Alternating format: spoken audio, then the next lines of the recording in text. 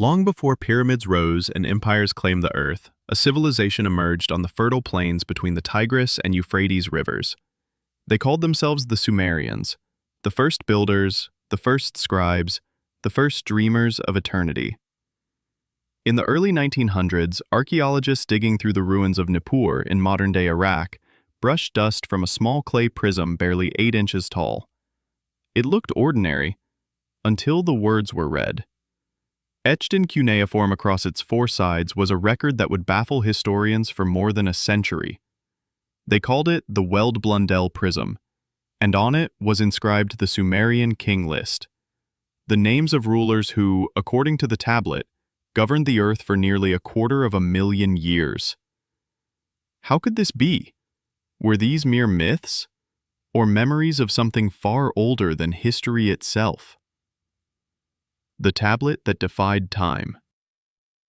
At first glance, the prism was just another relic of Mesopotamia, its surface cracked, its writing faint. But the moment scholars began translating, logic faltered. The first 8 kings on the list each reigned not decades, not centuries, but tens of thousands of years. One ruled for 28,800 years, another for 36,000. Another for 43,200. If the average human lifespan barely reached 100, then who or what were these kings? The first civilization, the first mystery. The Sumerians were not a primitive tribe. They invented writing, the calendar, irrigation, and city life itself. Their ziggurats pierced the desert sky. Their mathematics used a base of 60. They recorded contracts, hymns, and the movements of the stars. They claimed kingship didn't evolve from humans, it descended from heaven. To them, power was not granted by men, it was delivered from the sky, as if authority itself had once been divine. The 8 kings before the flood. According to the king list, 8 rulers governed before the Great Flood, a catastrophe that wiped away the world. Their combined reign spanned 241,200 years. Modern historians called it impossible. Yet the same document continues, seamlessly listing later kings whose reigns and cities are archaeologically confirmed, including the legendary Gilgamesh. If half of the list is true, how easily can we dismiss the rest? When kingship descended from heaven, the first city was Eridu, the home of the mighty. Here, the Sumerians said, the gods themselves established rule upon the earth.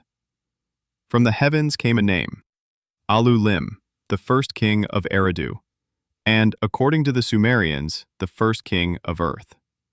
Alulim was described not as a conqueror, but as a bringer of order, a figure of immense wisdom whose authority came from the stars. His reign lasted 28,800 years, precisely 8 sars, the sacred Sumerian cycle of 3,600 years. To them, this wasn't exaggeration. It was cosmic rhythm. Each sar marked a great turning of time, and Alulim's 8 cycles symbolized perfection. Al-Algar, the architect of heaven on earth. After Alulim came Al-Algar, ruler for 36,000 years. Under his reign, Eridu flourished. Temples aligned with constellations, canals mirrored celestial rivers. To later ages, he was remembered as the one who brought structure, who turned divine rule into an institution. Some believe that beneath the sands of Eridu lie the foundations of the world's oldest temple, dating to 5,400 BCE.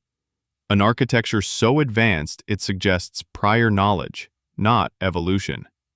To the ancients, Al-Algar didn't descend from heaven, he built heaven upon the earth. Enmen-Luana, the forge of the gods. The next king ruled not from Eridu but from Bad-Tibira, the city of the forge. His name was Enmen-Luana, and his reign spanned 43,200 years. 12 sacred sars. In Sumerian lore, Bad-Tibira was where divine metalwork began, where heavenly fire first touched the earth. Enmenluana was remembered as the industrial king, master of metallurgy and craft. Across cultures, echoes of his figure survive. The Greek Hephaestus, the Egyptian Ptah, the Hindu Vishvakarman, all gods of the forge, all mirrors of an older archetype. To the Sumerians, forging metal was sacred, the act of transforming earth into power, stone into civilization. They called it the work of gods. Enmangalana, the celestial engineer. After him came Enmangalana, whose name meant Lord of the Celestial Me.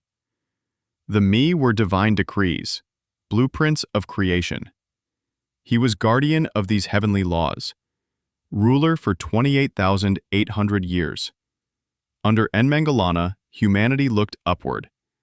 He is said to have taught men to read the stars, to measure time, to understand the pulse of the cosmos. To later scholars, he became the celestial engineer, the first astronomer king.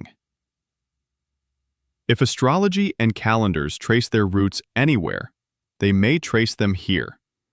Dumuzid the shepherd. Then came Dumuzid, known as the shepherd.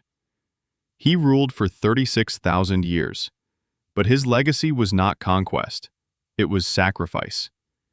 He loved the goddess Inanna, whose descent into the underworld would claim him as ransom.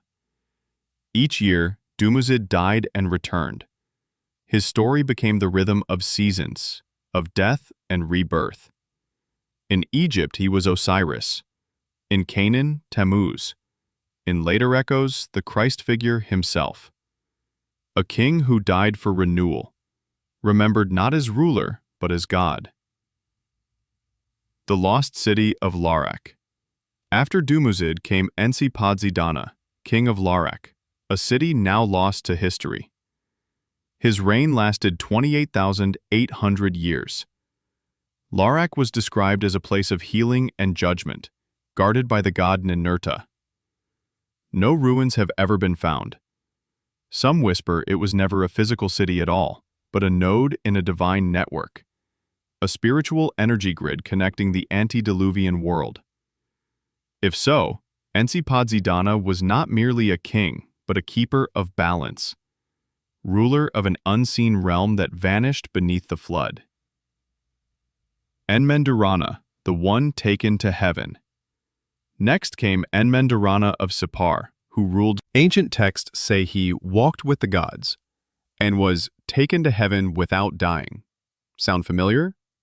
In the book of Genesis, Enoch walks with God and vanishes from the earth. 2 civilizations, 2 languages, 1 story. Of a mortal who ascended alive.